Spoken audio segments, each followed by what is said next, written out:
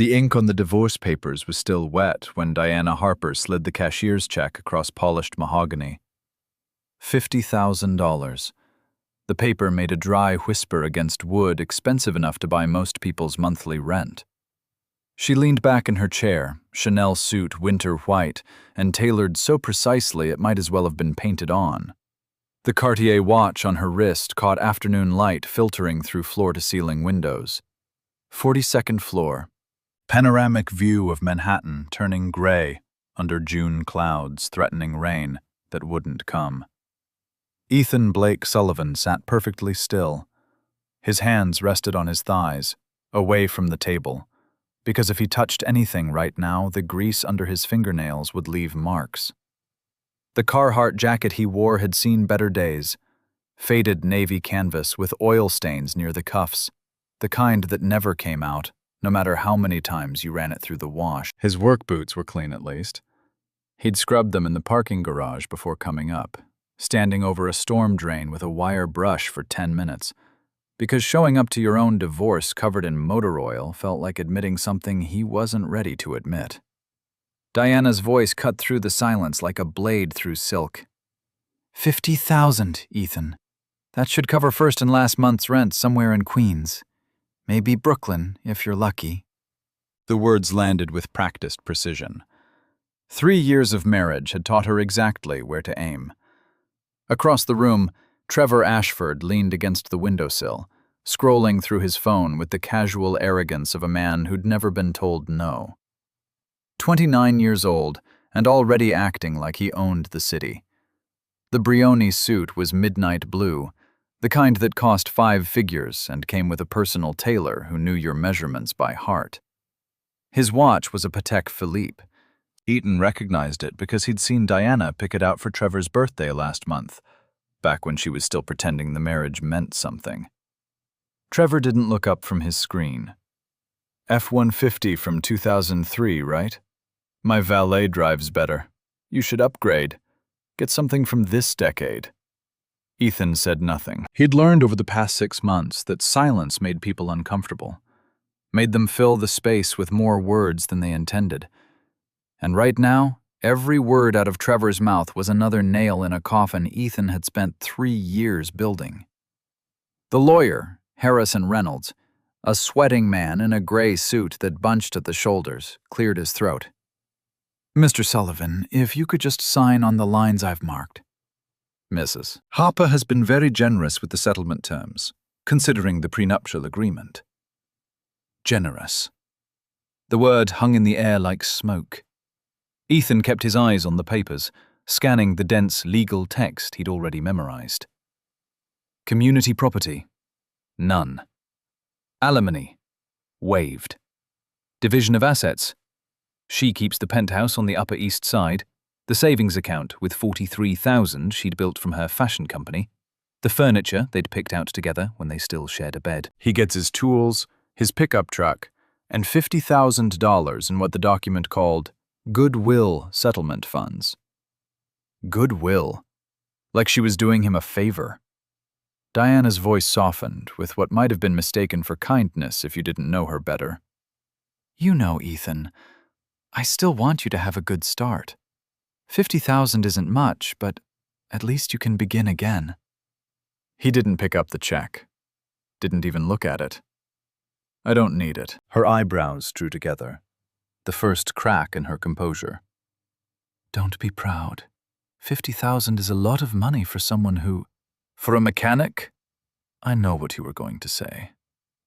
The silence that followed was thick enough to cut.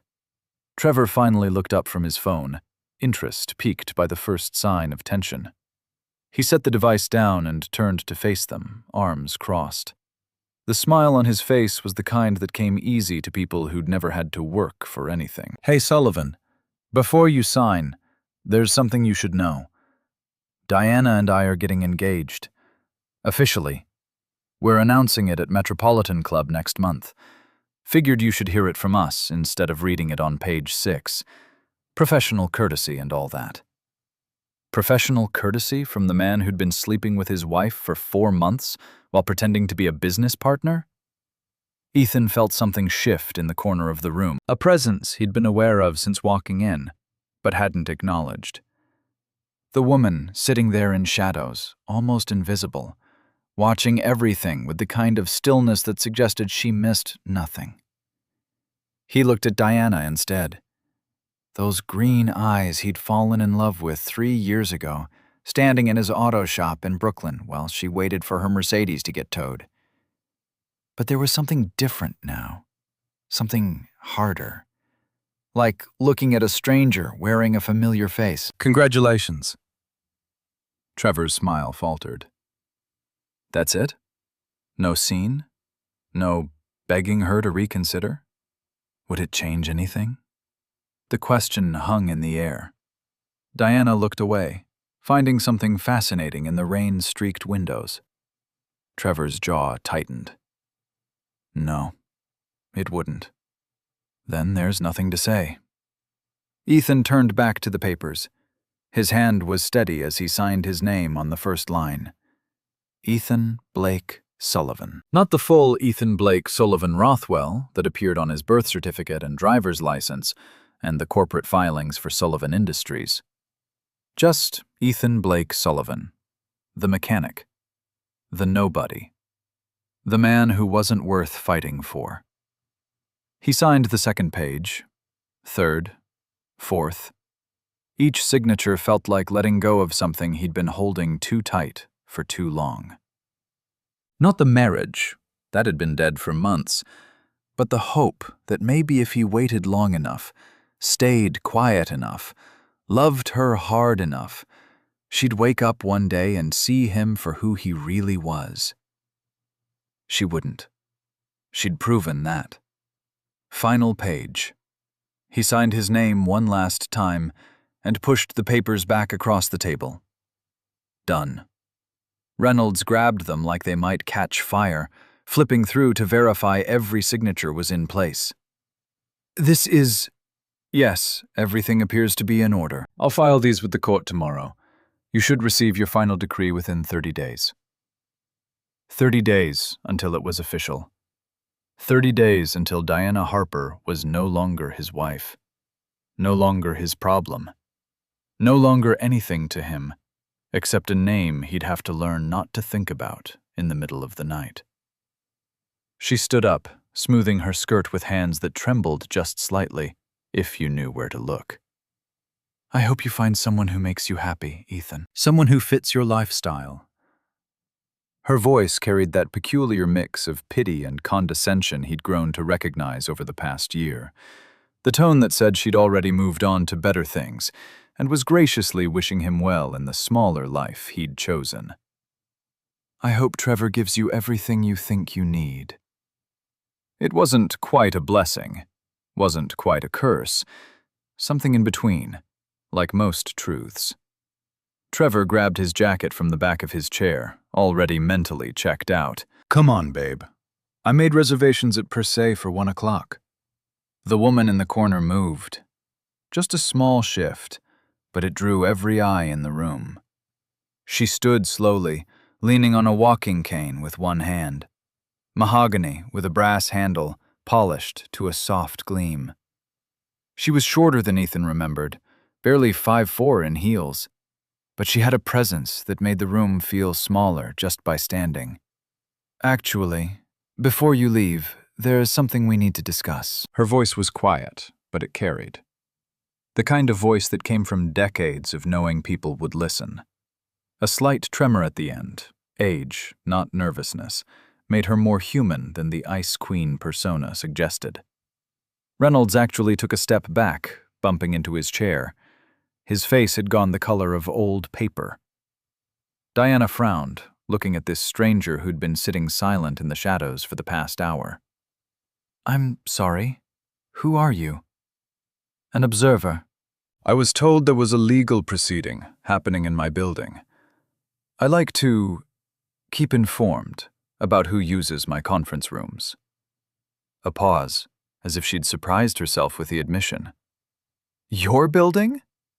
Trevor's laugh was nervous, forced. This is Sullivan Tower, unless you're... He stopped. actually stopped, mid-sentence, as the pieces fell into place. The silver hair cut in a neat bob. The cane. The way Reynolds had gone white as printer paper when she walked in. Eleanor Sullivan. She didn't offer her hand. Didn't smile. I own this building, among other things. Diana found her voice first, years of social climbing kicking in automatically. Mrs. Sullivan, I had no idea. We would never have presumed to. It's fine. The conference room is available for rent, though I do wonder about the company Mr. Reynolds keeps these days. She looked at the lawyer with something that might have been disappointment.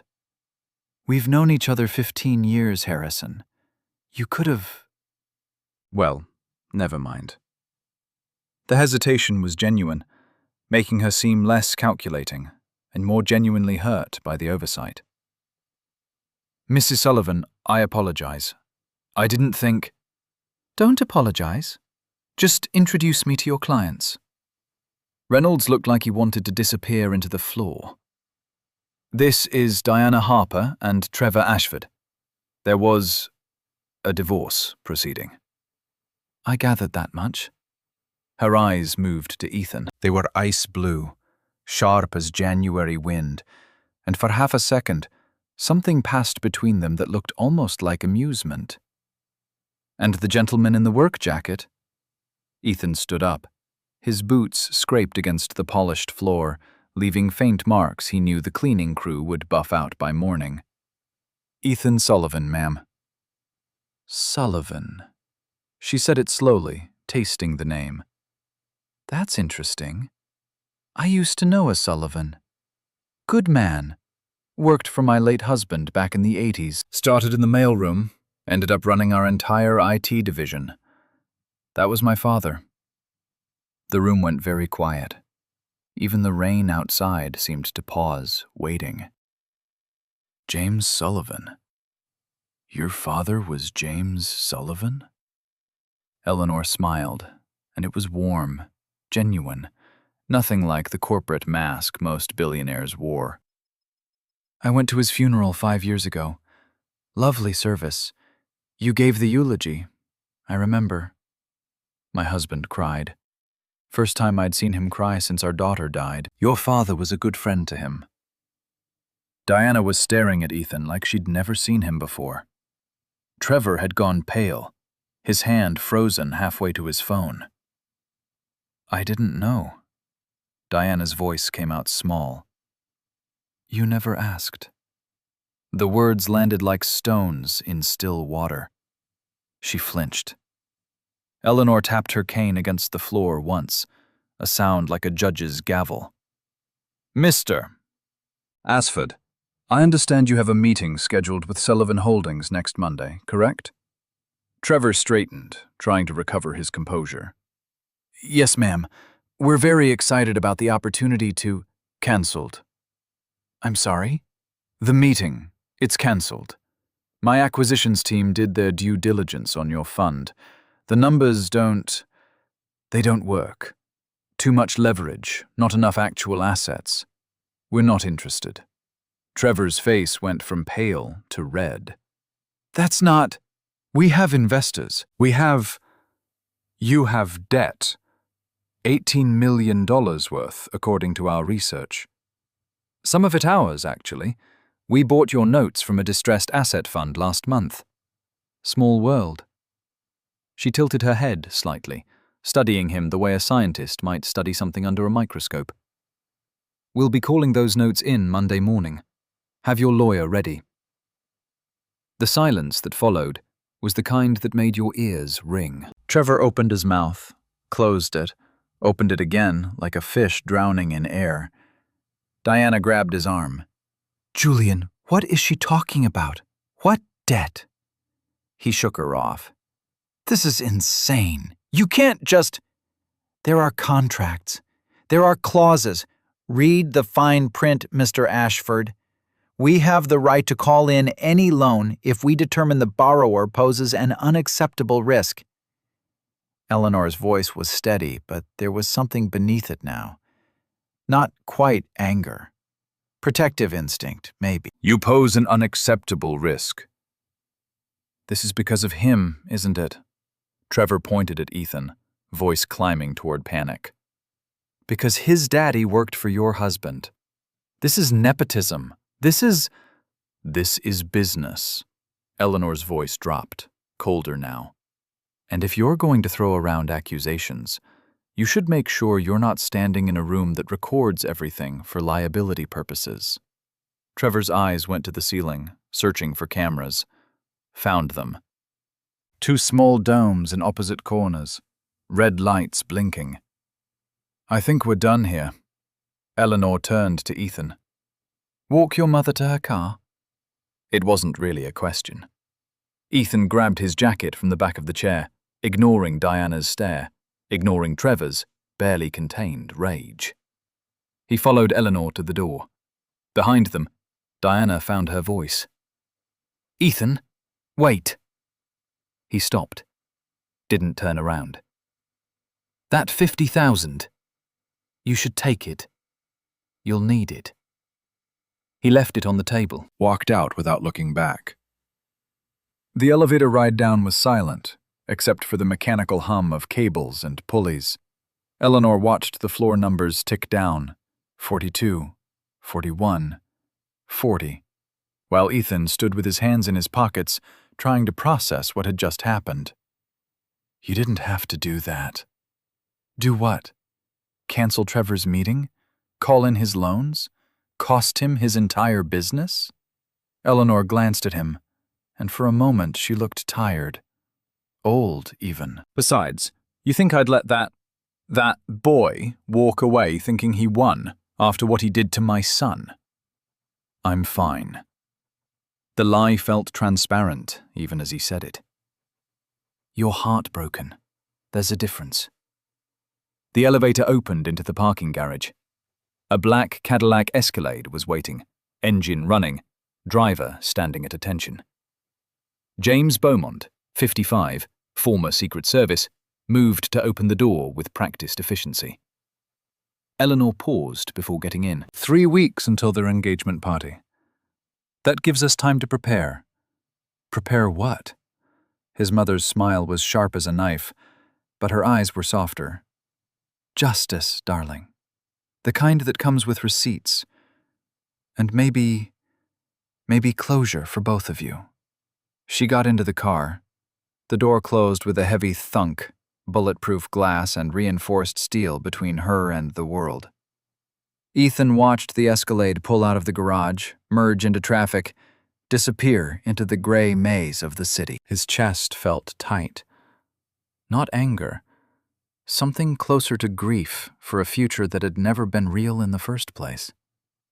3 years ago, Ethan had been standing in his Brooklyn auto shop when a black Mercedes broke down 3 blocks away. Simple fuel pump failure. The woman who owned it had been furious, standing there in a business suit and heels that weren't designed for Brooklyn sidewalks, talking on her phone about a meeting she was missing. He'd given her coffee. Not the good kind, just whatever was left in the pot from that morning, bitter and burned. She'd taken it anyway, wrapping both hands around the paper cup like she was trying to warm herself, even though it was 70 degrees outside. Diana Harper, 31 years old, CEO of a failing startup fashion company called Harper Atelier, $300,000 in debt and drowning. He'd offered to drive her to Manhattan for her meeting. She'd hesitated, calculating the risk of trusting a stranger versus missing the presentation that could save her company. Desperation won. The drive had been quiet at first. Radio off, windows cracked, the sound of traffic grinding through the city like gears that needed oil. Diana had checked her phone compulsively, typing rapid-fire texts, occasionally glancing at him when she thought he wasn't looking. Finally, she'd spoken. "You're always this helpful to strangers." "Only the ones who look like they're about to murder their phone." She'd laughed. Actual laughter, not the cold version she'd perfected over the past year. That obvious? Little bit. What's the meeting? I'm launching a new line, spring collection. The investors want to see prototypes, but the samples got delayed in shipping, and my presentation is basically me begging them to trust my vision with nothing to show for it. She'd leaned her head back against the seat. I'm going to bomb. You won't bomb. You don't know that. I know you got in a truck with a stranger because you were determined not to miss this meeting. That's not the kind of person who bombs presentations. She'd looked at him then. Really looked. Not at his clothes or his hands or the truck. At him. What's your name? Ethan. Ethan Sullivan. Diana Harper. He dropped her off in front of a glass tower in Midtown, the kind of building where the doorman wore uniforms that cost more than his monthly rent. She'd thanked him, asked for his shop's address, promised to pick up her car before closing. He'd assumed that would be the end of it. She came back at 7:30. The Mercedes was ready, purring like new. He'd replaced the fuel pump and thrown in an oil change for free because the dipstick had shown she was running a quart low. How'd it go? She'd grinned. Not smiled. Grinned, wild and bright. I got the funding. $2 million. They loved it. That's incredible. It's because of you. If you hadn't driven me, I would have missed it entirely. You saved my entire company. I just gave you a ride. You did more than that. She'd hesitated, still holding his hand from the handshake. Let me buy you dinner. As a thank you. He should have said no, should have seen the difference between their worlds, and recognized the gap for what it was. Unbridgeable. But her hand was warm in his, and she was looking at him like he'd done something heroic, instead of just being decent. And he'd been lonely for a long time without realizing it. Okay. 3 months later, they were living together. 6 months after that, he proposed. It wasn't romantic. No fancy restaurant, no ring hidden in champagne. Just the two of them in his tiny apartment above the shop, eating Chinese takeout straight from the containers. And Ethan realizing he didn't want to imagine his life without her in it. Marry me. She'd frozen, lo mein halfway to her mouth. What? I know it's fast. I know we're different. But I don't care about that. I care about you. I love you. Marry me. She'd put down the container. For a long moment, she just stared at him, and Ethan felt his heart trying to climb out through his throat. Then she'd started crying. Not sad tears, happy ones, and nodded so hard her ponytail came loose. Yes. God, yes. They got married at City Hall on a Tuesday afternoon. No guests, no reception. Diana wore a white sundress she'd designed herself. Ethan wore the only suit he owned, bought from a thrift store in college. They signed the license, kissed in front of a bored clerk, and went to a diner to celebrate with pancakes and terrible coffee. It was perfect. For about 6 months. The cracks started small. Diana's company grew faster than anyone expected. The spring line sold out in 3 weeks. Investors came calling, wanting to pump money into expansion, new locations. Suddenly she was flying to trade shows and fashion weeks, gone for weeks at a time, coming home exhausted and distant. Ethan kept the shop running, fixed cars, paid bills, tried not to notice how she flinched when he touched her with oil-stained hands, tried not to hear the way she lowered her voice when her fashion industry friends called and asked what her husband did for a living. Year 2, things got worse. Diana started talking about moving to Manhattan. The Brooklyn apartment was too small, too far from everything that mattered, too embarrassing when colleagues wanted to visit. Ethan sold his shop. Not because he wanted to, but because she asked, and he was still trying to make things work. Took the money and rented workspace in Queens. Went freelance. Told himself it was temporary. It wasn't. She started traveling with an assistant, then an assistant and a publicist, then an assistant, a publicist, and Trevor Ashford, who ran a venture capital fund that specialized in fashion startups. Trevor was everything Ethan wasn't. Ivy League educated, old money, the kind of connections that opened doors before you even knocked. He talked about cap tables and runway and exit strategies like other people talked about the weather. Diana started quoting him at dinner, started laughing at his jokes even when they weren't funny, started working late at the office, then later, then not coming home at all some nights. Ethan knew. Of course he knew. You didn't live with someone for 2 years and miss the signs. The way she angled her phone away when texting, the new perfume that smelled expensive and foreign, the silk underwear that showed up in the laundry, tags still on, nothing he'd seen her wear. But what cut deepest was watching her transform. The woman who'd cried happy tears over Chinese takeout now measured her worth in Instagram likes and Fashion Week invitations. The woman who'd married him in a thrift store suit now wrinkled her nose when he came home smelling like work. He'd bought her the engagement ring with money he'd earned legitimately, just not from the garage. A modest diamond, nothing flashy, purchased with cash from Sullivan Industries' early profits. She'd loved it then, called it perfect, said she didn't need anything bigger. 2 years later, he'd seen her Google "upgrade engagement ring" when she thought he wasn't looking. The watch had been a test he hadn't meant to run. His Patek Philippe Nautilus, 42 millimeters of rose gold mechanical precision, worth just over $200,000. He'd bought it 6 years ago, when Sullivan Industries first broke $100 million in revenue. For 3 years of marriage, he'd worn it every day.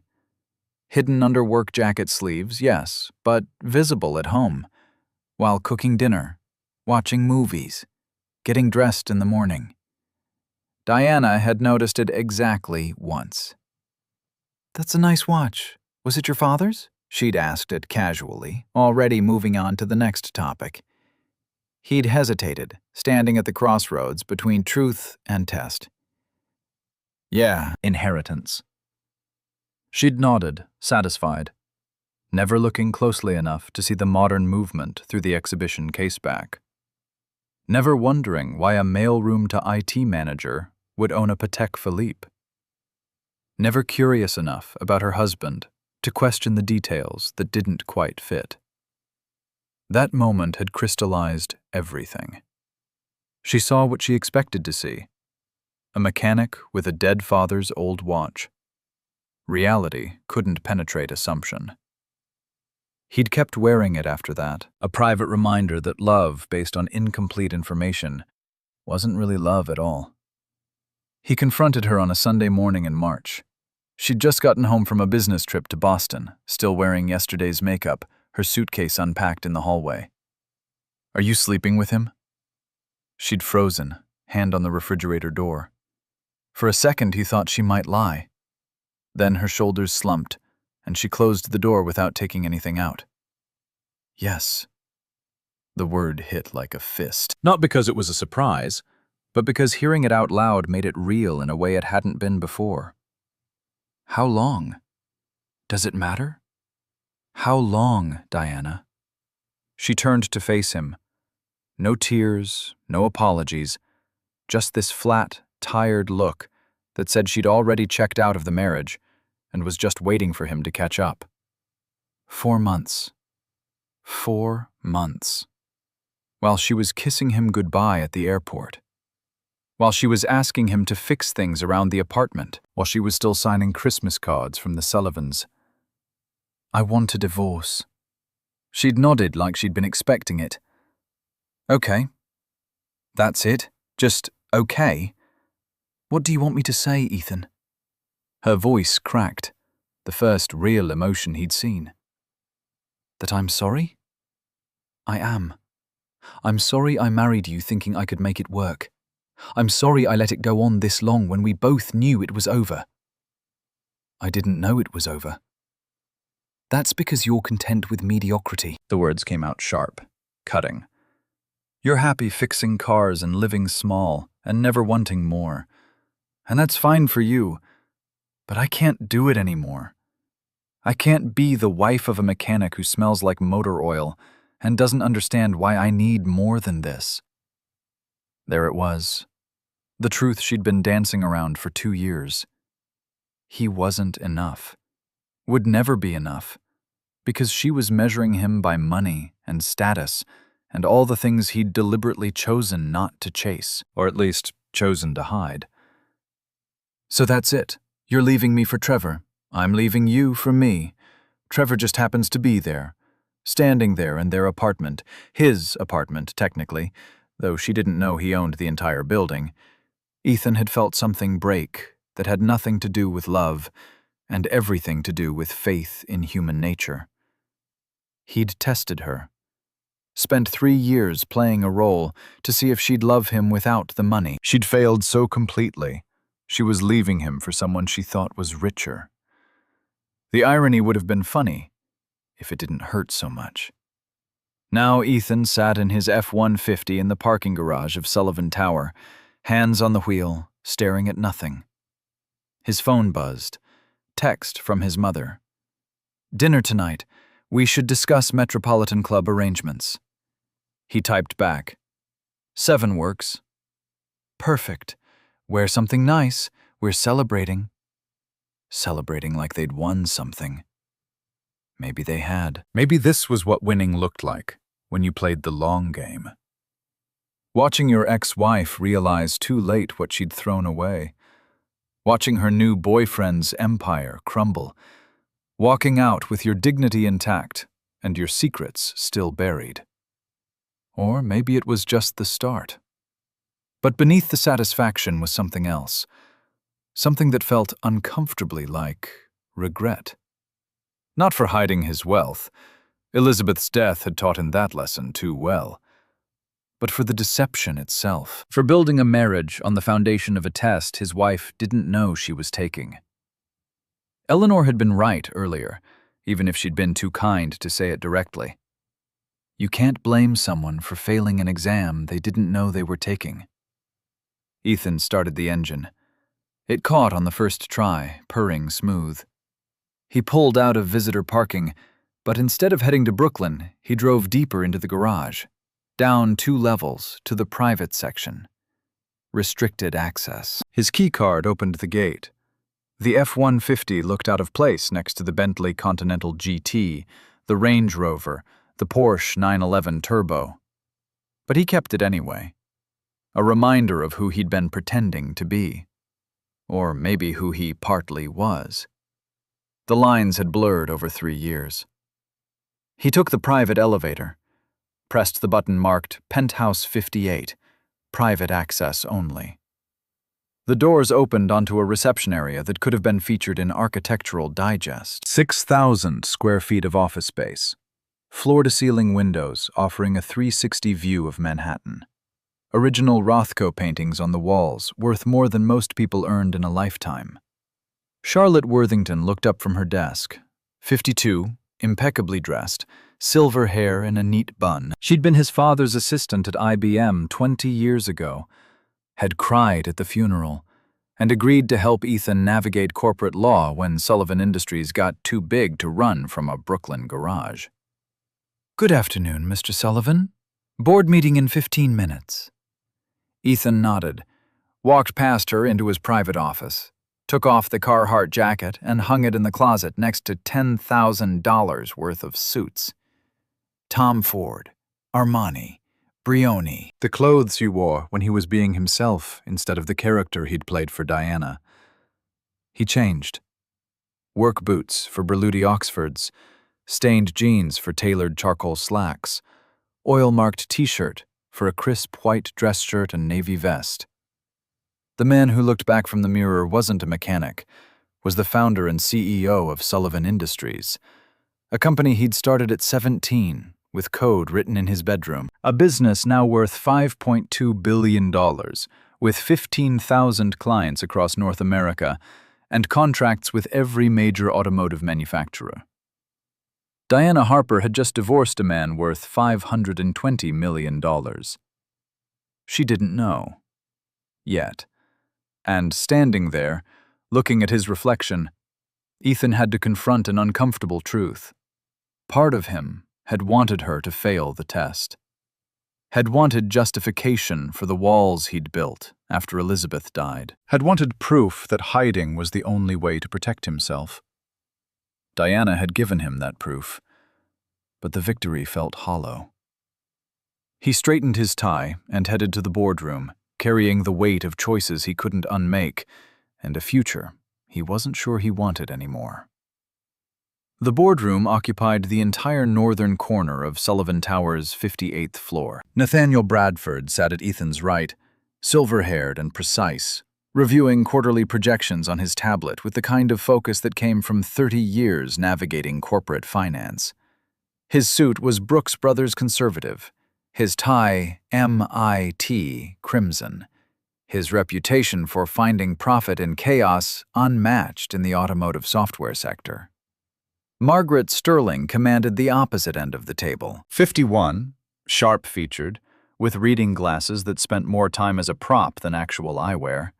She'd built Sullivan Industries' operational infrastructure from scratch, turning Ethan's teenage coding project into a machine that processed millions of transactions daily without breaking stride.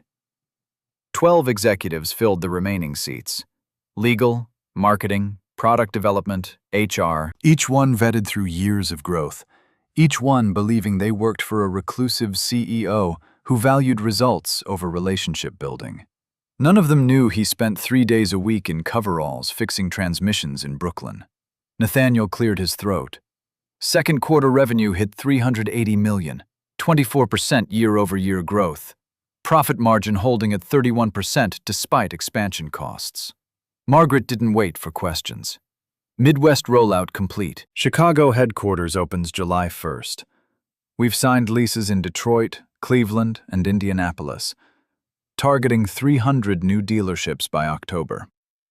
Ethan scrolled through the presentation on his iPad, numbers that would have seemed impossible 5 years ago, now routine. The automotive industry was slow to innovate, but once they committed to a platform, they committed hard. Sullivan Industries had become the invisible infrastructure, connecting parts suppliers to repair shops to dealerships across 15,000 locations. Lucas Fitzgerald leaned forward. 42, former Goldman Sachs M&A specialist, headhunted 2 years ago specifically for moments like this. Autotech Solutions. J.P. Morgan valued them at $2.3 billion. They've got proprietary diagnostic systems that would integrate seamlessly with our existing platform. Acquisition would give us 70% market share in automated vehicle diagnostics. The silence that followed was expectant. Everyone knew Ethan made these calls alone. No committees, no endless deliberation. He'd built this company on instinct, backed by brutal analysis. Approved. Start due diligence tomorrow. Lucas nodded, already typing notes. The meeting continued another 40 minutes. Product roadmaps, competitive analysis, the upcoming IPO that would take Sullivan Industries public next April, transforming a $5 billion private company into something that analysts predicted could hit $7 billion on opening day. Ethan went through the motions, answering questions, approving budgets, playing the role of decisive CEO. But part of his mind was still in that conference room on the 42nd floor, watching Diana's face as she slid that check across the table. $50,000. Like it was a fortune to him. Like she was being generous. The bitter irony sat in his chest like a stone. When they finally adjourned, Charlotte was waiting outside with his schedule. Dinner with Mrs. Sullivan at 7. Huntsman called about your fitting Thursday, and Marcus Blackwell left a message marked urgent. Ethan checked his watch. The Patek Philippe Nautilus he'd kept hidden under sleeves and work jackets for 3 years. 42 millimeters of rose gold and mechanical precision. Diana had seen it 100 times, and never once wondered why a mechanic owned a $200,000 timepiece. Tell Marcus I'll call from home. The Tribeca penthouse was 18 minutes away in traffic. James handled the Escalade with the same efficient silence he'd perfected during 12 years, protecting State Department officials in hostile territories. The vehicle was armored, discreetly enough that casual observers saw only an expensive SUV, not the 7,000 pounds of reinforced steel and bulletproof glass that could withstand small arms fire and IED fragments. Ethan watched Manhattan slide past tinted windows. The city he'd been born in, built a fortune in, but never truly belonged to in the way old money families did. The Sullivans were comfortable, upper-middle-class professionals. His father had climbed from mailroom to senior engineering director through 4 decades of steady competence. Respectable. Solid. Nothing like the wealth Eleanor had brought when she married into the family. Eleanor Rothwell Sullivan. Her maiden name carried weight that Sullivan never would. Old New York money, stretching back to Dutch colonial traders who'd bought Manhattan real estate when it was still measured in beaver pelts and tobacco bonds. She'd shocked her family by marrying James Sullivan, a first-generation Irish-American whose parents had worked factory lines in Newark.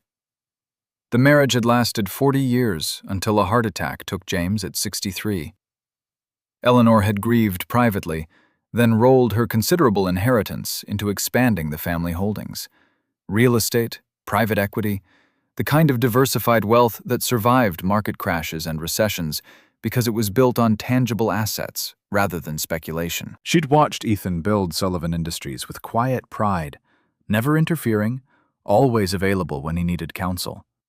And she'd understood, without explanation, why he needed to hide who he was when Diana entered his life. The elevator opened directly into the penthouse foyer. 7,000 square feet spread across 3 levels, minimalist design emphasizing space and light over ostentation. Floor-to-ceiling windows faced the Hudson River, where cargo ships moved like patient thoughts across gray water. Ethan poured Macallan 25 into a crystal tumbler.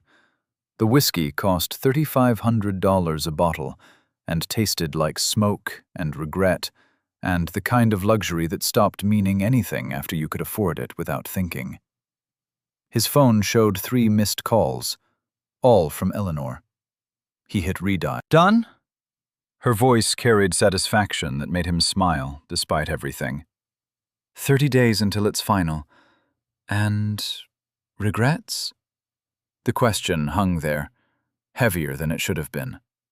Only that I wasted 3 years testing someone who wasn't worth the test. But even as he said it, Ethan knew it wasn't entirely true. Diana had been worth something once, before the money and status consumed her, before she stopped seeing him and started seeing only what she thought he represented. Or maybe he was rewriting history to make himself feel better about the deception. Silence stretched across the line. When Eleanor spoke again, her tone had shifted to something gentler, more maternal than the steel magnate who'd just destroyed Trevor Ashford's financial future. "Elizabeth died 12 years ago, sweetheart. Diana isn't her." "Don't!" The word came out sharper than intended. "You need to hear it. Elizabeth made terrible choices chasing status. She died because vanity mattered more than safety. But that doesn't mean every woman who wants success is going to—" She trailed off, leaving the thought unfinished. They'd had this conversation before, always ended the same way. Diana left me for a man she thought had more money. How is that different? Elizabeth knew you had money, and it still wasn't enough. Diana never knew. You made sure of that. You can't blame her for failing a test she didn't know she was taking. The logic was sound. It was also irrelevant. I needed to know if she'd love me without the money. She proved she wouldn't. And now you'll never know if she could have. That's the point. The uncertainty would poison everything. At least this way I know the truth. Do you? Or do you just have confirmation bias for what you were afraid of all along? Eleanor sighed, the sound carrying 1,300 miles of fiber optic cable with perfect clarity. Metropolitan Club invitation came.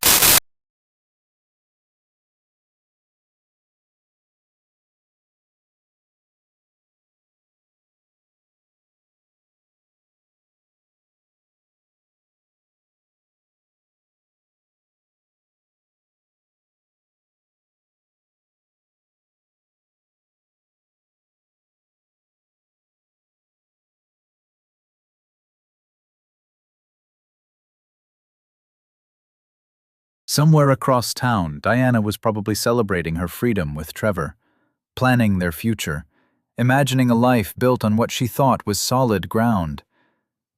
She had no idea the foundation was already crumbling. His phone buzzed. Text from an unknown number. "Can we talk? About Trevor, please. D." He stared at the message, watched the typing indicator appear, disappear, appear again. Finally, a second text arrived. "I know you don't owe me anything, but I need to understand what happened today." Ethan's thumb hovered over the keyboard.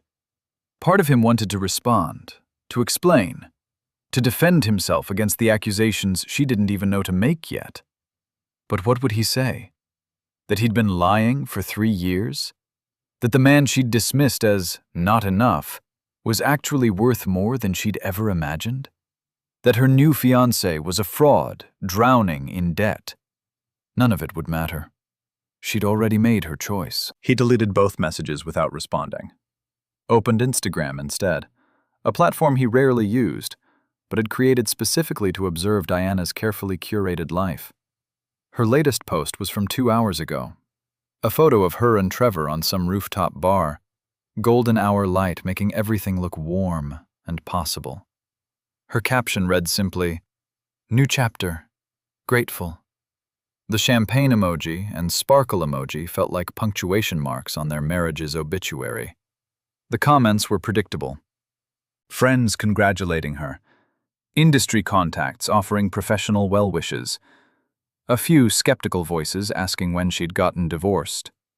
And buried in the thread, someone anonymous pointing out that her mechanic ex-husband had dodged a bullet. Diana had blocked that account.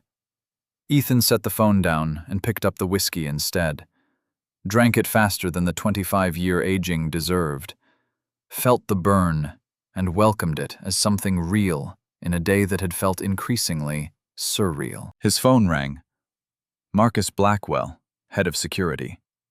"Got your message about the rush job, Trevor Ashford. What did you find? You want the public version or reality?" Reality. 29 years old. Wharton MBA class of 2018. Founded Ashford Capital 3 years ago, claiming it's a $50 million venture fund focused on fashion and lifestyle brands. Very active on the society circuit.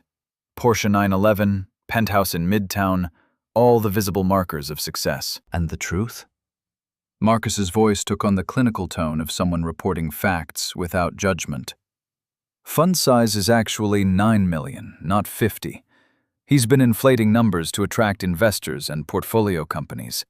Of his 15 claimed investments, 11 have failed or are on life support. The 4 successes had minimal Ashford Capital involvement, despite his claims. Ethan pulled up Trevor's LinkedIn profile on his laptop while Marcus continued. He's leveraged to the gills. 18 million in margin calls spread across Goldman Sachs, Deutsche Bank, and JP Morgan. He's been using new investor money to pay existing debts. Classic Ponzi scheme warning signs. Is the SEC investigating? Preliminary inquiry opened last month. Trevor doesn't know yet. They're building a case before formal charges. Diana's $500,000 came in March.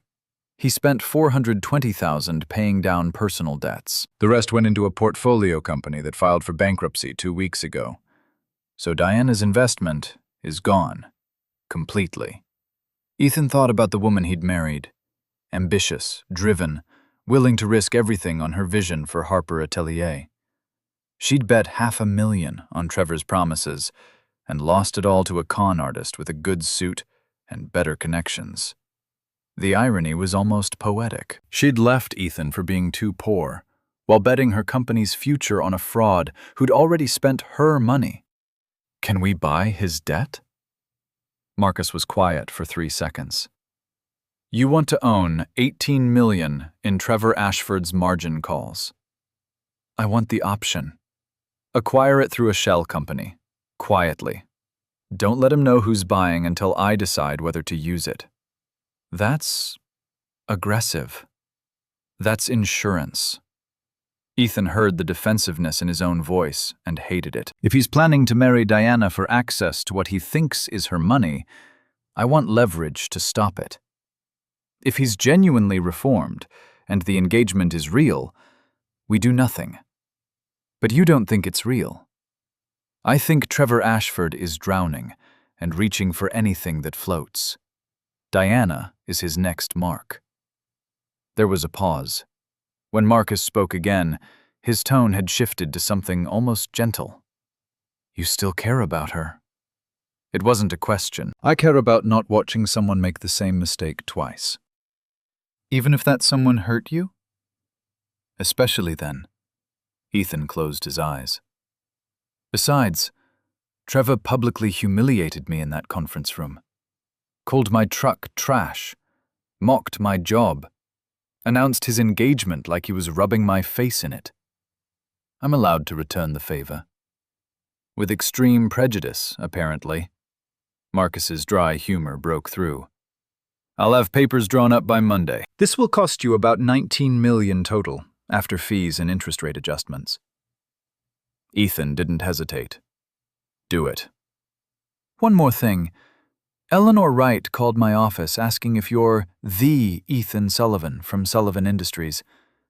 I didn't confirm or deny. But if you RSVP to this party, Diana is going to see your full name on the guest list. Good. Let her see it. Maybe she'll Google me before the party, instead of being surprised on the day. You're really doing this? Marcus sounded almost admiring. Time to stop hiding. After hanging up, Ethan sat in the gathering darkness of his penthouse, surrounded by evidence of success Diana had never known about. The Rothko paintings, the custom furniture, the view that cost $20 million and came with property taxes that would bankrupt most families. He'd built all this while playing mechanic for a woman who judged him by his coveralls and found him wanting. The bitterness was there, but beneath it, something else. A hollow ache that felt uncomfortably like missing her. Not the Diana who'd left him for Trevor. The Diana from 3 years ago who'd cried happy tears over Chinese takeout and said the thrift store suit was perfect. That woman was gone. Probably had been gone for 2 years. He was just too busy testing her to notice when she'd transformed into someone else entirely. His phone buzzed again. Another text from Diana's number. I'm sorry for how things ended. You deserved better than that. This time he responded. Just 2 words. Yes, I did. Then he blocked the number. Thursday morning, Ethan stood on a tailor's platform in a showroom that smelled like wool and cedar and old money. Reginald Huntsman circled him with pins and measuring tape, making microscopic adjustments to fabric that already fit better than anything Ethan had worn in years. The tailor was 72, trained at the original Savile Row shop before immigrating to New York in the 80s. His client list read like a Fortune 500 directory. CEOs, senators, old money families who'd been coming to Huntsman & Sons for 3 generations. Special occasion, Mr. Sullivan? Engagement party. Yours? Ethan caught his reflection in the 3-way mirror. The Tom Ford 3-piece was charcoal gray, cut from Super 200's wool that had been hand-woven in Italy before being shipped to Huntsman's workshop. The vest fit like a second skin. The jacket emphasized shoulders, without padding. The trousers broke exactly once over John Lobb Oxford's ex-wife's. Reginald paused mid-pin, meeting Ethan's eyes in the mirror. Something passed between them. Understanding, maybe, or just recognition of the peculiar pain that came from watching someone you loved choose poorly. Ah, then this must be perfect. Because flawless execution leaves lasting impressions. He adjusted the sleeve pitch with hands that had measured $1,000 suits for half a century. She'll regret whatever choice led her away from you. Maybe. Or maybe she'll just regret getting caught. The cynicism surprised them both. The final fitting took 40 minutes. Huntsman adjusted the sleeve pitch, narrowed the trouser taper by an 1/8 inch, suggested midnight blue silk lining instead of the standard black. When you walk into that room, every eye will know quality. Not because of logos or obvious displays, because the cut is absolutely correct. Accessories came next. Turnbull and Asser white dress shirt with French cuffs. No tie, just an open collar that suggested confidence without trying too hard. Batman cufflinks, bearing the Sullivan family crest, inherited from his grandfather, who'd bought them in Dublin before emigrating in 1952. The watch stayed. Patek Philippe Nautilus in rose gold, purchased 6 years ago when Sullivan Industries first broke $100 million in revenue. It had lived under work jackets and long sleeves for 3 years, a secret reminder of success Diana never suspected. $9,200 for the suit. Additional costs for tailoring, shirt, shoes brought the total to $13,000. Ethan charged it to a card that had no preset spending limit and collected points he never used. He'd be ready Saturday. The question was whether Diana would be. Eleanor's townhouse occupied a tree-lined block in the Upper East Side, where buildings still carried the names of families who'd built them a century ago. Inside, everything was restrained wealth. Antiques that museums would bid on. Art that appreciated faster than index funds. The kind of understated luxury that screamed money precisely because it didn't need to. They took tea in the library, surrounded by first editions and leather chairs worn comfortable by generations of Rothwell readers. Have you thought about why you're doing this? Eleanor poured from a silver service that had belonged to her grandmother. Her hands trembled slightly, age catching up to dignity, but the stream of tea was steady. Closure. I want Diana to know the truth. And when she knows? Ethan accepted the cup, bone china thin enough to see light through. Then she'll understand the choice she made. Walking away from a mechanic is one thing. Walking away from a $520 million CEO is another. But the mechanic and the CEO are the same person. Are they? He met his mother's steady gaze. Diana didn't think so. She saw coveralls and assumed limitation, saw an old truck and assumed poverty. I could have told her the truth any time, but I wanted to know if she'd love me without knowing. Eleanor set down her teacup with a soft clink. That's not a fair test. You were lying by omission. I was protecting myself. After Elizabeth made her own choices. Stop using her death as justification for dishonesty. The words landed hard, because they were true. Elizabeth Sullivan, his first wife, had died 12 years ago racing to a party in the Hamptons. She'd been driving too fast, in a car too expensive, desperate to arrive before other guests, to be photographed by society pages, to prove she belonged among people who'd never really accepted her. The Mercedes had rolled 3 times before hitting a tree. She'd died on impact, 26 years old, wearing a dress that cost $8,000 and clutching a Hermes bag she'd bought specifically to be noticed. Ethan had learned that status killed, that chasing approval from the right people led to wrong choices, that he needed to find someone who'd love him without the trappings of wealth influencing their judgment. So he'd hidden, built Sullivan Industries under shell companies and NDAs, worked his Brooklyn garage, kept 2 lives separate because he was terrified of history repeating. And Diana had left him anyway. Not because he had too much money, but because she thought he had too little. The test had failed. Or maybe he had. If Diana begs you to come back after she knows the truth, what will you say? Eleanor's question hung in library silence. No, because I'll never know if she wants me or wants the money. The test is over. She failed. He paused, staring into his teacup. Or maybe we both failed. Her for being shallow, me for being dishonest. Either way, there's no going back. That's remarkably unforgiving. That's remarkably self-aware. Eleanor smiled, sad and proud in equal measure. Then go to the party. Show her what you lost.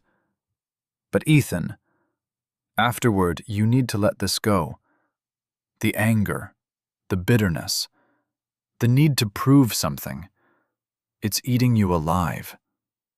I know. And for the first time since the divorce, he felt the truth of it. The hollow victory. The empty satisfaction of being right about Diana's character while being wrong about everything else.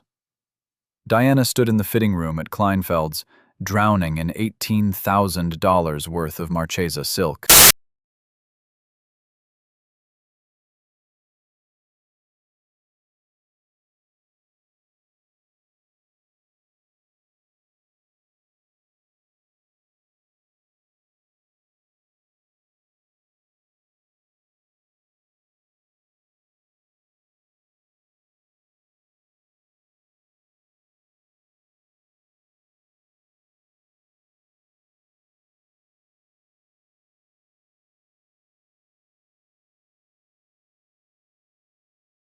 Her hair had been professionally styled into soft waves that would photograph beautifully.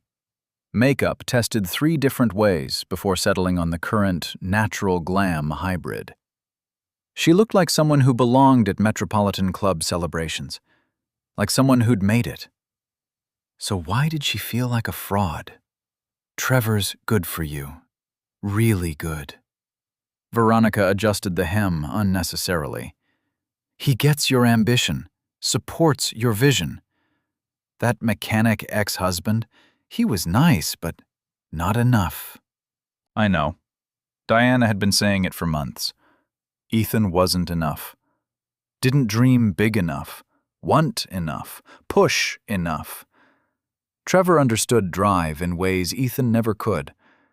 Except Trevor's recent behavior suggested his understanding came from desperation rather than confidence. The late-night phone calls he took in another room. The way he'd snapped at her when she asked about delayed investor payments. The stack of mail he'd hidden under newspapers, all bearing red "Final Notice" stamps. Her phone buzzed. Eleanor Wright, the wedding planner. Diana, quick question about the guest list. I have an RSVP from Ethan Blake Sullivan, +1. Is this related to your ex-husband, Ethan? Diana's stomach dropped into her designer heels. What? No. My ex is Ethan Sullivan, just Sullivan, no middle name.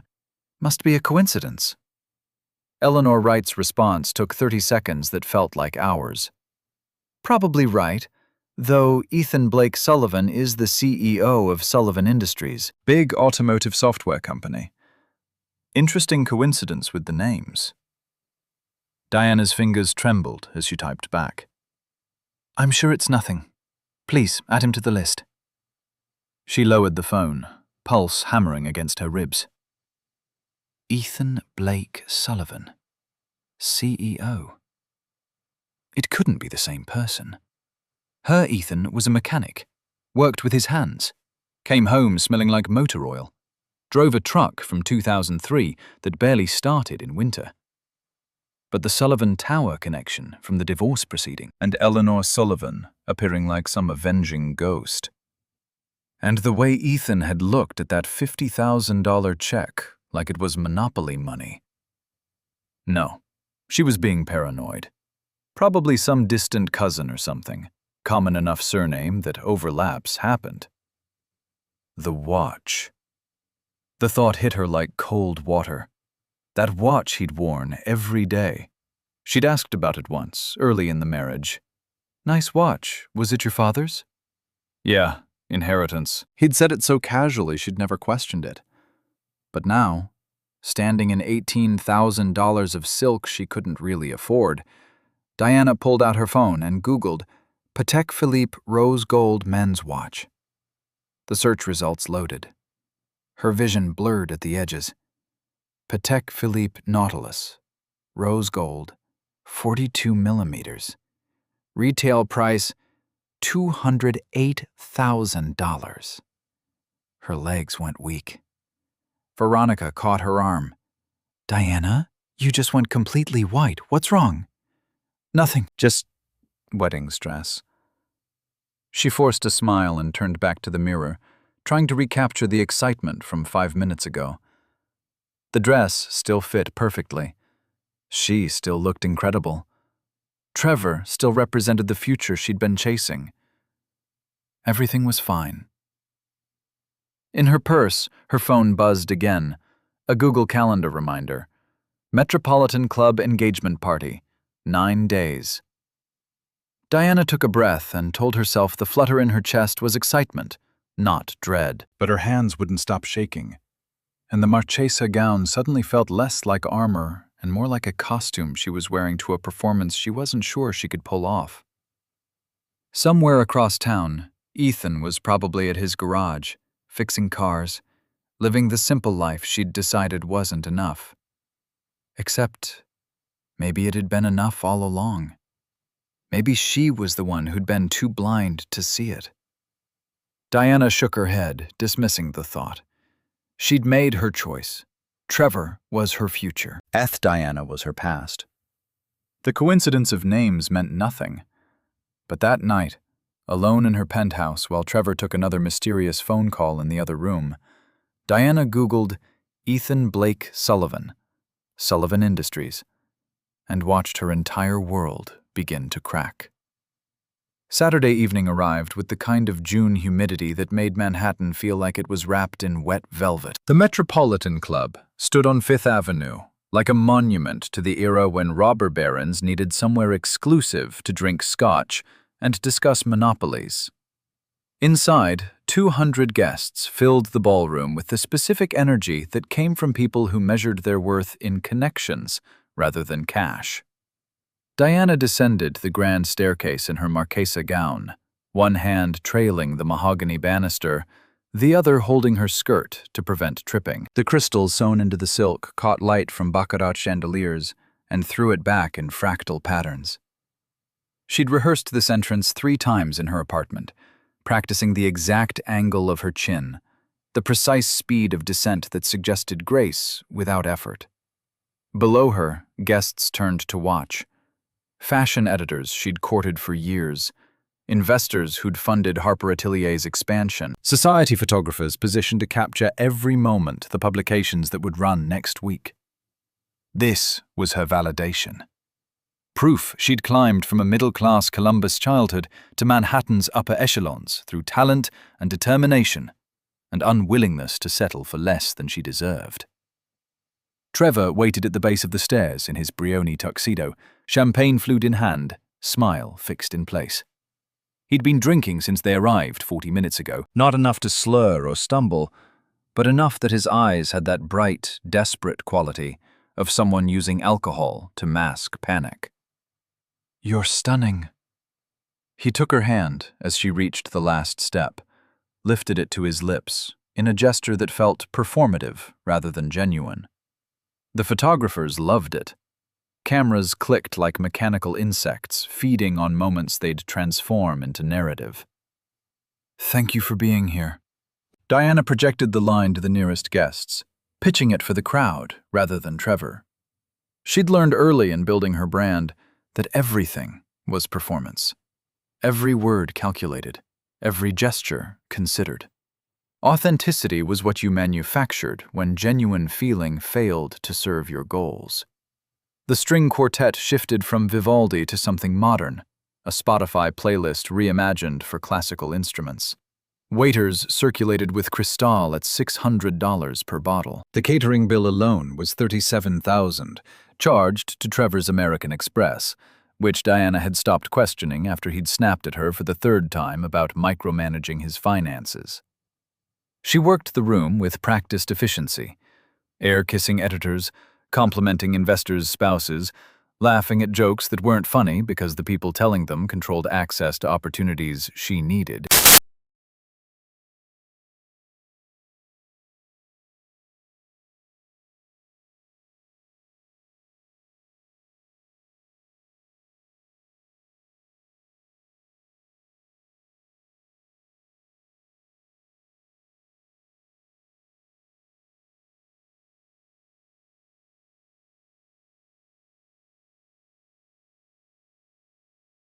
Photos of a man who looked disturbingly like her ex-husband in expensive suits, shaking hands with mayors and governors. It had to be coincidence. Some distant cousin, a doppelganger. Because her Ethan, the man she'd divorced 2 weeks ago, was a mechanic who'd driven a rusted F-150 and come home smelling like motor oil. Except for the Patek Philippe she'd dismissed as inheritance. Except for the way he'd refused the $50,000 check without even looking at it. Except for Eleanor Sullivan's appearance at the divorce, claiming ownership of Sullivan Tower. Diana had spent the week in a fog of growing dread, checking the RSVP list compulsively. Ethan Blake Sullivan +1. Confirmed attendance. Every time she saw it, her stomach dropped. Trevor's phone buzzed for the 6th time in 20 minutes. He pulled it out, glanced at the screen, his face going pale. "I need to take this." "Now? We're about to—" "It's important." He was already walking toward the hallway, phone pressed to his ear, shoulders hunched in the posture of someone receiving very bad news. Diana stood alone in the center of the ballroom, wearing $18,000 of silk, surrounded by 200 people who'd come to celebrate her triumph, and felt more isolated than she'd ever been in her life. Outside, evening darkened Fifth Avenue into pools of streetlight and shadow. A Rolls-Royce Phantom in silver pulled to the curb, with the kind of mechanical silence that came from engineering precision worth $500,000. The doorman moved to open the rear passenger door before the car had fully stopped, recognizing wealth when it arrived. Eleanor emerged first, navy Armani gown cut to emphasize posture rather than figure. 3 strands of pearls that had belonged to her mother, each one perfectly matched, the clasp containing a single diamond worth more than most people's engagement rings. Her silver hair was styled in soft waves that suggested she'd spent exactly the right amount of time on appearance without obsessing. The mahogany cane was pure theater. Eleanor didn't need it for balance. But it created presence, drew the eye, marked her as someone who'd earned the right to move through the world at her own pace. Behind her, Ethan stepped onto the curb. The transformation was total. Tom Ford 3-piece in charcoal gray, tailored so precisely that movement seemed to flow from the suit rather than the man wearing it. White Turnbull and Asser shirt open at the collar, no tie, suggesting confidence that didn't require traditional formality. John Lobb Oxfords caught streetlight like polished obsidian. The Patek Philippe on his wrist was visible now, rose gold and mechanical complexity on display after 3 years hidden under work jacket sleeves. His hair had been cut 2 days ago by a barber who charged $400 for the privilege. The result was precise without being fussy.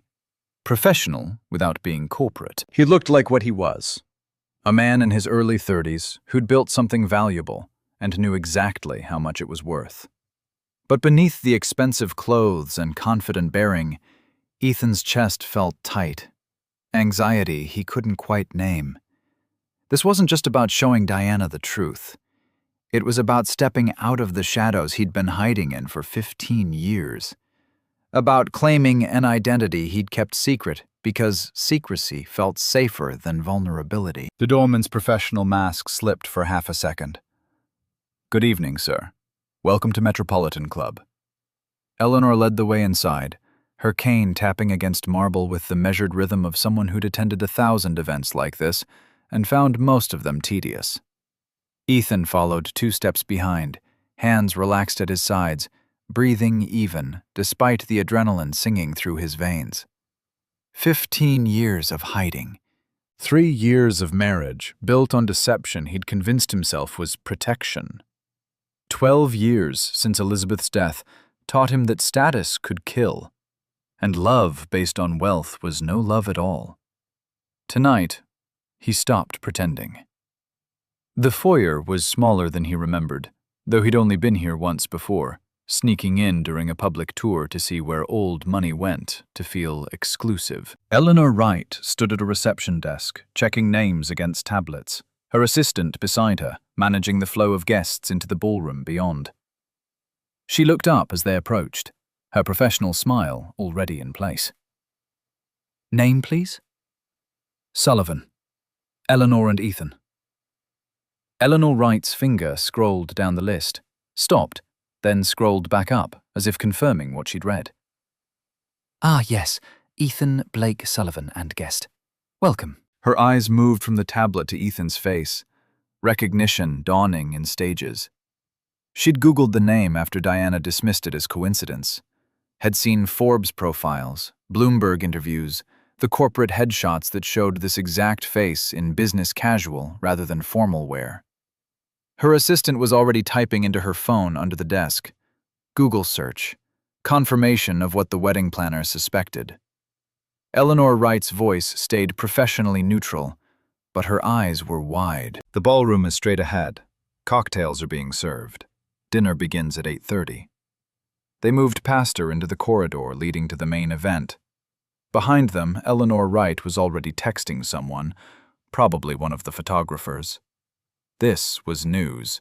Not the engagement party she'd been hired to coordinate, but the unexpected arrival of a billionaire CEO at his ex-wife's celebration. The ballroom opened before them like a stage set designed to impress. 200 guests in formal wear, conversations flowing, champagne circulating. At the far end, Diana stood with Trevor, both of them illuminated by carefully positioned spotlights that made them look like the center of a universe that revolved around their happiness. Ethan and Eleanor entered without announcement. No dramatic pause at the threshold, no calling attention to their arrival. Two couples nearby turned, curiosity piqued. More phones emerged, more searches. The names spreading through the crowd like ripples from a stone dropped in still water. Ethan Sullivan, CEO, Sullivan Industries, net worth, automotive software, billionaire.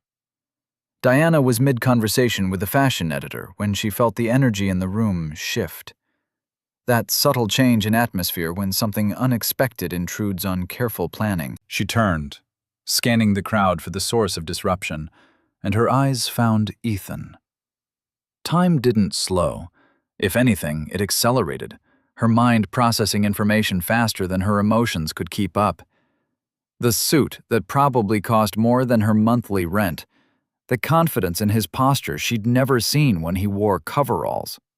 The Patek Philippe catching light on his wrist, no longer hidden, announcing wealth he'd kept secret for 3 years. The champagne flute slipped from her fingers, crystal shattering against marble with a sound like a gunshot in church. Conversation nearby stopped. Heads turned. Diana stood, frozen, one hand still extended where the glass had been, her face cycling through expressions too fast to name. No, this couldn't be. The man walking toward her looked like Ethan, but couldn't be Ethan because Ethan was a mechanic who drove a rusted truck and came home smelling like motor oil and hadn't been enough. Had never been enough. Trevor noticed her reaction before he saw its cause, champagne sloshing from his own glass as he grabbed her arm. "Babe, what's—" He followed her gaze, and whatever he'd been about to say died in his throat. Ethan walked forward with Eleanor beside him, moving through the crowd that parted without conscious decision. People stepped aside because the energy around him demanded space. Not aggression, just absolute certainty of purpose. He stopped 12 feet from Diana, close enough for conversation, far enough to maintain formality. And for the first time since entering the ballroom, he let himself really look at her. She was beautiful. Had always been beautiful. The Marchesa gown emphasized it, but beneath the expensive fabric and professional styling, he could still see the woman who'd cried happy tears over Chinese takeout 3 years ago. The woman he'd loved enough to marry without hesitation. The woman who'd left him for not being enough. Something twisted in his chest. Not quite pain, not quite satisfaction. Just the hollow recognition that this moment, this revelation he'd been building toward, wouldn't fix anything that was broken. Diane. Trevor found his voice first, forcing casualness over barely concealed panic. Sullivan, didn't expect to see you here. I was invited. Ethan's response was polite, factual, giving Trevor nothing to push against. A man emerged from the crowd. William Bradford, mid-50s, tech venture capitalist with 20 years in the industry and a reputation for finding profitable companies before they became obvious. He'd sat across from Ethan at a TechCrunch conference panel last year, discussing the future of automotive software integration. Ethan Sullivan. William's face lit with genuine pleasure. Will Bradford, Sequoia Capital. We met at Disrupt. Didn't know you'd be here. They shook hands, Ethan's grip firm without being aggressive. Good to see you again, Will. William turned to the crowd, voice carrying with the unconscious authority of someone used to commanding boardrooms. Everyone, if you haven't met him, this is Ethan Blake Sullivan, founder and CEO of Sullivan Industries.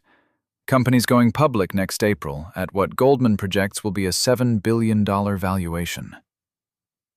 The silence that followed was total. 200 people simultaneously processing information that didn't align with whatever assumptions they'd been carrying. Phones emerged like a coordinated military operation. Fingers swiped, search queries typed, results loading on screens across the ballroom. The search results told a story Diana had never known existed. Forbes profile showing net worth of $520 million. Bloomberg article about the upcoming IPO. Business Insider piece on the reclusive CEO who'd built an empire while avoiding publicity. TechCrunch feature on Sullivan Industries' dominance in automotive software infrastructure. Photos of Ethan in settings Diana couldn't reconcile with the man she'd known. Shaking hands with the mayor. Accepting an innovation award from MIT. Standing beside other tech CEOs at industry summits. All wearing suits like the one he had on now. All looking like they belonged among wealth and power and influence. The whispers started as murmurs and built to a dull roar. Diana was married to him? $520 million. He founded it at 17? Sullivan Industries is everywhere. Every dealership uses their software. She divorced a billionaire? Diana's world tilted. The champagne she'd consumed earlier rose in her throat, acid and regret. Her vision narrowed to tunnel focus on Ethan standing there in his perfect suit, wearing wealth like it was his natural state, because it was. Because it had been all along, and she'd never known.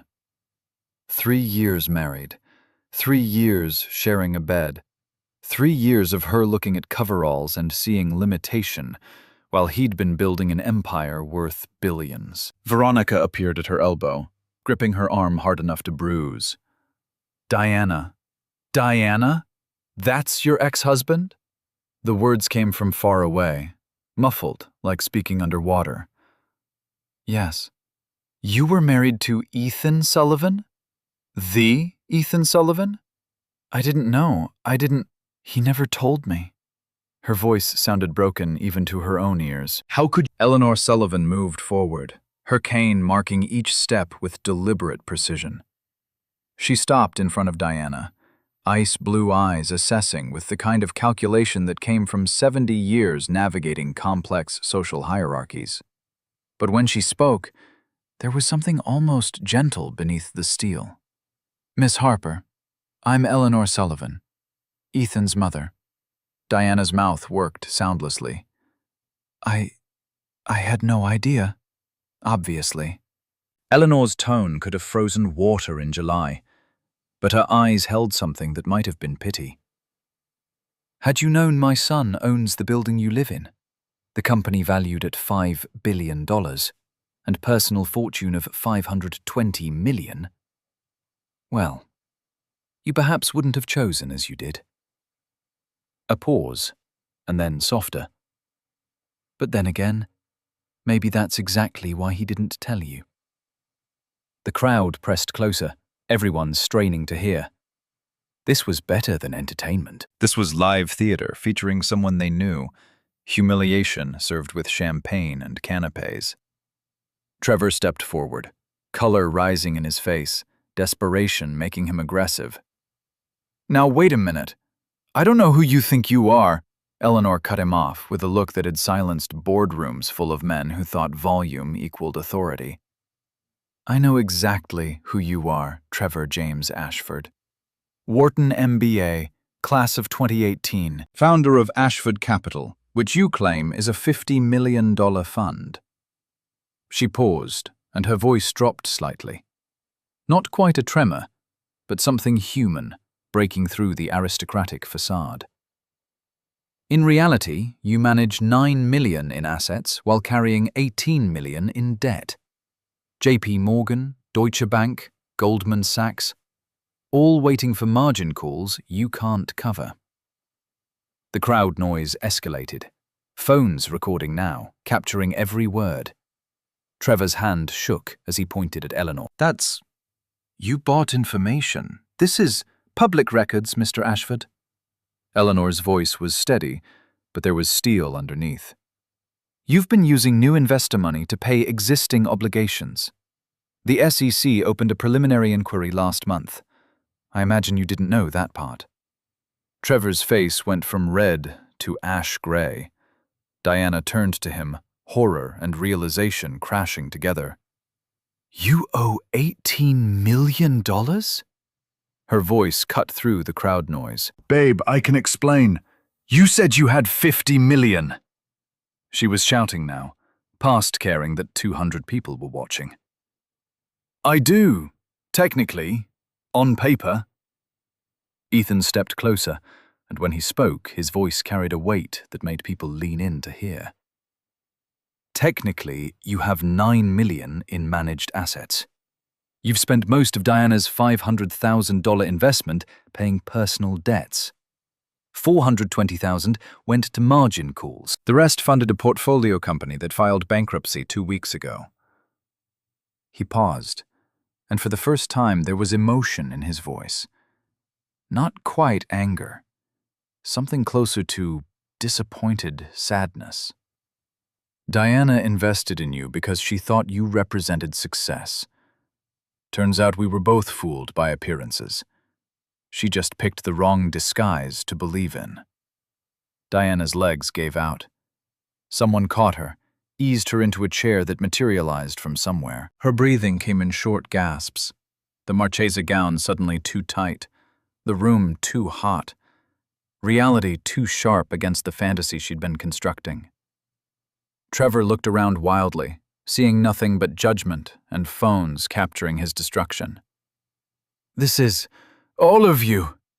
He gestured at the crowd, at Eleanor, at Ethan standing there in perfect calm. You're going to regret this. I have lawyers. I have connections. 2 security guards appeared at the ballroom entrance, not Metropolitan Club staff. Private contractors Eleanor had hired specifically for this evening, anticipating exactly this scenario. Sir, we need you to leave. The larger guard's voice was professional, brooking no argument. I'm not going anywhere. This is my... Actually, Mr. Ashford, the venue contract is in Miss Harper's name. The guard's tone stayed neutral. You're here as her guest, and she's requested you leave. He gestured toward Diana, who sat slumped in the chair, mascara running, one hand covering her mouth. Trevor stared at her, desperation and betrayal warring in his eyes. Diana? His voice cracked on her name. She looked up at him, seeing clearly for the first time. Not a successful venture capitalist, not her ticket to security. Just a desperate man drowning in debt, willing to drag her down with him. We're done. Please leave. Her words came out flat, emotionless. The guards moved in, creating a physical box that gave Trevor 2 options: walk with dignity or be escorted without it. He chose to walk, but not before turning back one final time. "You'll all remember this." His voice was raw, stripped of the confidence that had been pure performance. "I'll make sure you remember." Then he was gone, and the silence that followed felt heavier than his presence had been. David sat in her chair, surrounded by guests who'd come to celebrate her triumph, and instead witnessed her total collapse. She looked up at Ethan, tears cutting channels through foundation that had taken 2 hours to apply. "Can we talk? Please, just 5 minutes." Ethan glanced at Eleanor, who gave the smallest nod. Permission or warning? He couldn't tell. 5 minutes. They moved to the edge of the ballroom, near floor-to-ceiling windows overlooking Fifth Avenue's weekend traffic. David wrapped her arms around herself, despite the room being warm, a physical gesture of trying to hold together what was already broken. "I'm sorry. For everything. For cheating, for leaving, for not seeing." Her voice fractured. "Sorry for what, exactly?" Ethan kept his voice level, but there was something beneath it now. Not anger. Hurt, maybe. The kind that had been festering for 3 years. For underestimating you? For judging you by coveralls and deciding you weren't enough? For measuring worth in status instead of character? "I didn't know you were. You never told me." And that's the problem, isn't it? He turned to face her fully. "I wanted you to love me, not my money, not my company, not the lifestyle I could provide. Just me. But you couldn't even see me clearly enough to wonder if there might be more beneath the surface. That watch I wore every day for 3 years. You asked about it once. I said it was my father's, and you never looked twice. Never questioned why a mailroom to IT manager would own a Patek Philippe worth $200,000. His voice cracked slightly. You saw what you expected, and nothing more. And I let you, because I was testing you against a standard you didn't know existed." Diana flinched. "That's not fair. You lied!" "I omitted. There's a difference, even if it's a thin one." Eaton ran his hand through his hair, the polished CEO veneer cracking to show exhaustion underneath. "But you're right. It wasn't fair. I built our marriage on a test you didn't know you were taking. And when you failed, I convinced myself it proved you were shallow, instead of admitting I was a coward too afraid of vulnerability to be honest." The admission hung between them. "We could start over, knowing the truth this time." Diana's voice was small, desperate. "No." The word came out gentle but absolute. "Because I'll never know if you love me or the 520 million. And you'll never know if I'm being honest or running another test. The foundation is broken, Diana. We can't build on rubble." Tears streamed down her face, unchecked now. "That's so final." "It has to be." His own eyes were suspiciously bright. "Because the alternative is spending our lives wondering. And I'm tired of wondering. I'm tired of hiding. I'm tired of being afraid that anyone who loves me is really just loving the money." He looked out the window at Manhattan glittering below. "You weren't wrong about everything. I do need to be more. Just not in the way you meant. I need to be more honest, more trusting, more willing to be vulnerable instead of hiding behind tests people don't know they're taking." "So what happens now?" "Forward. For both of us." Ethan's voice was quiet. "You rebuild your company the right way. Find someone who values you for your talent, not your connections. Learn that security comes from what you build, not who you marry. And you? I stop hiding. Stop testing. Try to find someone I can trust enough to be honest with from the start. Even if it terrifies you." especially then. They stood in silence, watching traffic move below. Two people who'd built a marriage on lies they'd told themselves as much as each other. Two people who'd hurt each other through fear, disguised as caution. I hope you find her. Someone who deserves your honesty. Diana's voice was steadier now. I hope you find him. Someone who deserves your ambition. Ethan turned to leave, then paused. That $50,000, the check you offered. I'm going to donate it to a youth automotive program. Kids who want to learn trades but can't afford the tools. If that's okay with you. Diana nodded, something that might have been a smile breaking through the tears. That's really good. Thank you. He walked back to Eleanor, who stood waiting with the kind of patient dignity that came from watching generations make the same mistakes in different forms.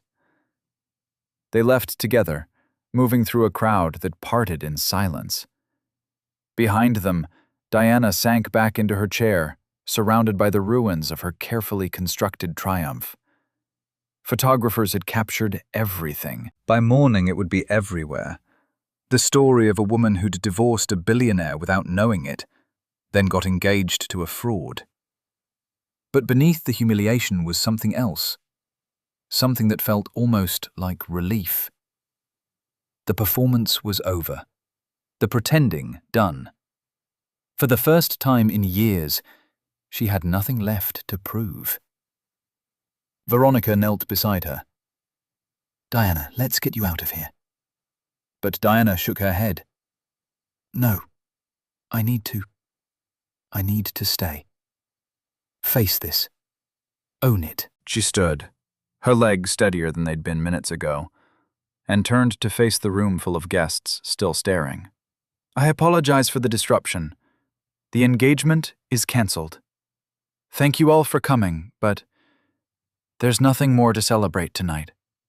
Her voice carried clearly, projecting over the crowd the way she'd learned to do when presenting collections.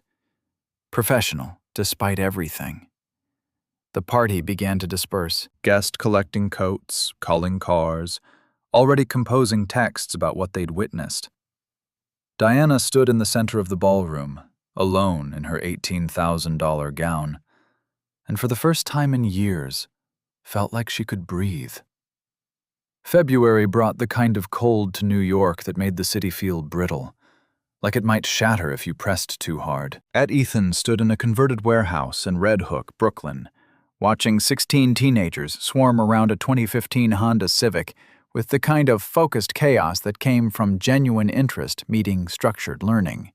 The Blake Heritage Center had opened 3 months ago, funded by Diana's $50,000 check and matched dollar for dollar by Eleanor's foundation. The space held 8 work bays, a computer lab, and a classroom where kids from underserved neighborhoods could learn automotive repair and basic coding, the 2 skills that had built Ethan's fortune. Marcus, show me the timing belt replacement again. A 17-year-old named Devon leaned over the engine compartment, phone in hand, recording the demonstration. Ethan walked him through it for the 3rd time, patient in the way he'd learned to be when teaching complex systems to people encountering them fresh. You're making it harder than it needs to be. See this tensioner? It only goes one way. Stop fighting the design. Devon grinned, understanding clicking into place. Oh, yeah, I see it now. Across the bay, Catherine Brennan supervised 2 students installing brake pads with the kind of calm authority that came from 12 years running nonprofits on passion and shoestring budgets. She'd founded the center's predecessor in Queens 5 years ago, teaching automotive basics out of a donated garage until funding ran out. When Ethan had called 6 months ago, offering resources to rebuild something bigger, she'd been skeptical. Mike Tech CEOs didn't usually follow through on promises made in emotional moments. But he had. Showed up every Saturday without fail, taught classes, ordered parts, fixed equipment, treated the kids with the same respect he probably gave his board of directors. Catherine caught his eye across the garage and smiled. He returned it, feeling something warm in his chest that had nothing to do with the space heaters fighting Brooklyn winter. They'd been getting coffee after sessions for 2 months now, taking walks through Prospect Park, having dinners that weren't quite dates but felt like they might become dates if neither of them panicked first. She knew who he was. Impossible not to after Sullivan Industries' IPO in January had hit every financial publication. But she'd known him as the guy who showed up in coveralls to fix cars first, had formed her opinion based on watching him teach, not reading his net worth. It felt different, honest, in a way nothing had felt honest since Elizabeth died. "Mr. Sullivan?" A 15-year-old named Jasmine approached, holding a tablet showing code that wouldn't compile. "I'm stuck on this loop structure. It keeps iterating wrong." Ethan sat beside her, scanning the Python script she'd written to calculate optimal tire pressure based on vehicle weight and weather conditions. "You're close, but see this variable declaration? You're resetting it inside the loop instead of outside. Computer's forgetting the count every time it cycles through." Jasmine's eyes widened. "Oh man, that's so obvious now. I'm an idiot." "No, you're learning. Making mistakes is how you know you're pushing into new territory." He showed her the fix, watched her face light up when the code executed correctly. That feeling never got old. Watching someone understand something they hadn't understood before. It was why he'd started Sullivan Industries in the first place. Not for money, though that had come. For the satisfaction of solving problems elegantly. Eleanor arrived at noon in her Escalade, James holding the door while she emerged with a cardboard box that smelled like heaven. "Lunch!" She called it across the garage, and 16 teenagers abandoned their projects to descend on pizza and sandwiches with the enthusiasm of people burning calories faster than they consumed them. Elena settled into a folding chair.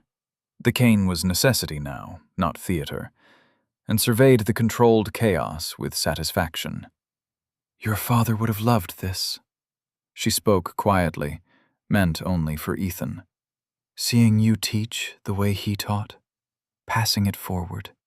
He would have thought I was crazy, spending millions on a garage for kids when I could be maximizing shareholder value."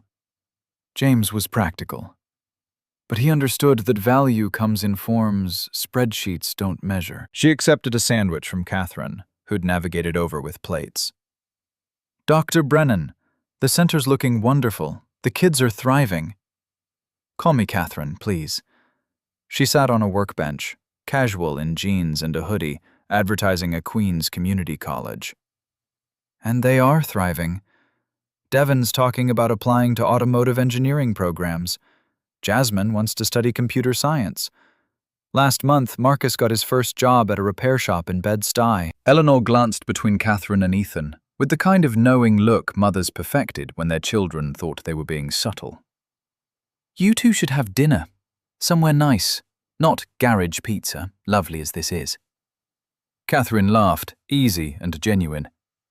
"Is that your way of saying we're being obvious? Aggressively so?" Eleanor's eyes twinkled. "But I approve, if that matters." After lunch, as kids filtered back to their projects, Catherine and Ethan found themselves alone near the parts inventory, a wall of organized bins containing everything from spark plugs to fuel filters. "Your mother's not subtle. Never has been." Ethan sorted through a box of alternator belts, looking for the right size for Devin's project. "But she's not wrong either. We should, if you want to, I mean." "Dinner. Somewhere that's not here. I'd like that." Catherine's smile reached her eyes. "Though I should warn you, I Googled you after that Bloomberg interview last month. Know exactly how much you're worth. So if this is another test to see if I like you for money versus character, it's not." The words came out faster than intended. I'm done testing people. Done hiding. Just trying to figure out how to be honest while being terrified of getting hurt again. That's remarkably self-aware. That's 6 months of therapy talking. He managed a rueful smile. "Friday night? There's a place in Carroll Gardens that does Italian the way grandmothers mean it to be done. No pretension, just food that tastes like someone cares. Perfect. Across town, in a modest studio apartment in Columbus, Ohio, Diana sat at a desk covered in fabric swatches and design sketches. The space was small, 450 square feet, nothing like the Upper East Side penthouse she'd lost to bankruptcy. But it was hers. Paid for with money she'd earned honestly from a consulting job helping small boutiques expand their brands. Harper Atelier was gone. Liquidated to pay creditors after Trevor's fraud collapsed her investment. She'd filed Chapter 11, sold everything, started over from zero. It had been brutal, humiliating, exactly what she'd deserved. But somewhere in the wreckage, Diana had found something she'd lost years ago. The girl from Columbus who'd learned to sew because she couldn't afford the clothes she wanted. The designer who'd started with nothing but talent and determination. Her new project was different. Not high fashion for Manhattan elite, practical clothes for working women who needed professional appearance on budgets that didn't allow for designer labels. Quality fabrics, clever construction, prices that didn't require payment plans. The boutique she consulted for had given her a corner to sell her designs. Sales were modest, but growing. She wasn't getting rich, wasn't getting famous, just building something real, one satisfied customer at a time. Her phone showed a text from Veronica, one of the few friends who'd stuck around after the spectacular public collapse. "Coffee next week? I'm in Cleveland for a shoot," Diana typed back. "Wednesday works. There's a place near my apartment that does excellent espresso and homemade pastries." She could afford excellent now, if not expensive. The difference mattered. On her desk, partially hidden under sketches, sat a printed screenshot. The business section from last month's New York Times. Sullivan Industries IPO exceeds expectations. Founder's net worth climbs to $1.4 billion. The photo showed Ethan on the trading floor, ringing the opening bell. He looked confident. Happy, even. The kind of happiness that came from being yourself publicly, instead of hiding who you were. Diana kept the article not as punishment, she'd had enough of that, but as reminder of the cost of valuing appearance over substance, of what happened when you measured people by metrics that didn't actually matter. She'd loved Ethan once. Genuinely, before ambition and insecurity twisted it into something else. She'd thrown that away for Trevor's promises and lost everything in the process. But she'd gained something, too. Humility. Clarity. The understanding that security came from what you built with your own hands, not who you married or how many zeros followed your net worth. Her phone buzzed again. This time from the boutique owner. "Your working woman line sold out again.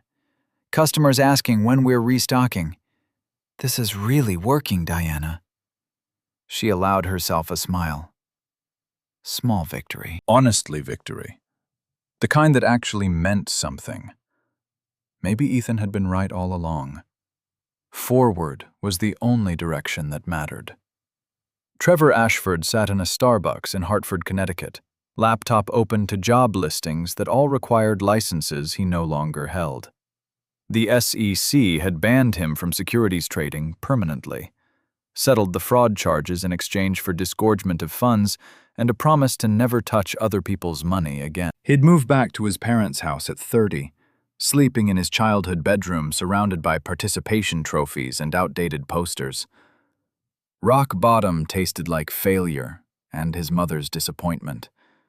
But he'd gotten a job, insurance sales, cold calling small businesses to pitch policies they probably didn't need. It was humiliating, soul-crushing, exactly the kind of honest work he'd spent his entire adult life avoiding. His supervisor was 24, made half what Trevor used to claim as monthly expenses, drove a Corolla, and brought lunch from home, and seemed genuinely happy with a life Trevor would have considered poverty. Sometimes, late at night, Trevor wondered if that kid had it right all along. Back in Brooklyn, the Heritage Center closed at 4. Kids dispersed to homes across the borough, carrying new skills and possibility they hadn't had that morning. Catherine and Ethan stood in the empty garage.